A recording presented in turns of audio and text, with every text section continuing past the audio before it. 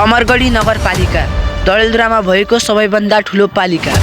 हामीहरूले सुनेको थियौँ कि यो पालिकामा स्वर्गको आबोलन हुन्छ, तर हामी पनि आयौँ त्यो स्वर्गको आबोलन गर्न। हामी पुग्यौँ अमरगढी किल्ला जाने बाटोमा। बाटोको चारैतिर विभिन्न राम्रा कलरहरूले पेन्ट गरिएका रहेछन्।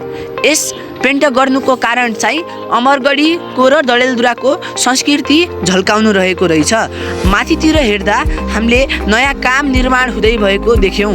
त्यसपछि हामी छिर्यौँ अमरगढी किल्लाभित्र। हामीले यसमा छिर्नको लागि 10 रुपैयाँ टिकट दियौँ। 10 रुपैयाँ टिकट दिएपछि हामी बाटो हिँड्यौँ।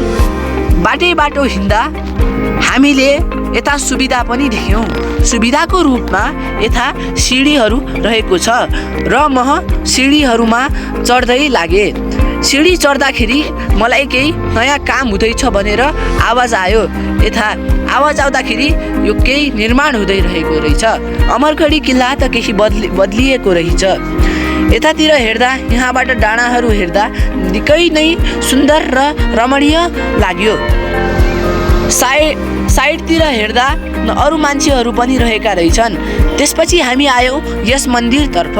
यस मन्दिरतर्फ आएपछि हामीले देख्यौँ यो अमरगढी किल्लाको पछाडिको ठाउँ। यो पछाडिको ठाउँबाट पनि अमरगढी धेरै नै राम्रो रहेको रहेछ। र त्यसपछि हामी छिर्यौँ कालिका थान मन्दिरभित्र। कालिका थान मन्दिरमा यो बाख्राहरू रहेका रहेछन्। यो बाख्राहरू हामीसँग अलि तर्सिए र साइडमा झल्किए। त्यसपछि हामी गयौँ यस मन्दिरतर्फ। मन्दिरतर्फ जाँदा हामीले देख्यौँ यता पनि निर्माणाधीन कामहरू हुँदै गएको रहेछ। त्यसपछि हामीले यताबाट फर्किने निधो गऱ्यौँ। फर्किने निधो त गर्नु हो, तर यताको सुन्दरता तपाईहरू सामु देखाउँ। सुन्दरता देखाउनको लागि हामीले यताउता तपाईहरूलाई क्यामेराको पोज चेन्ज गरेर देखायौँ।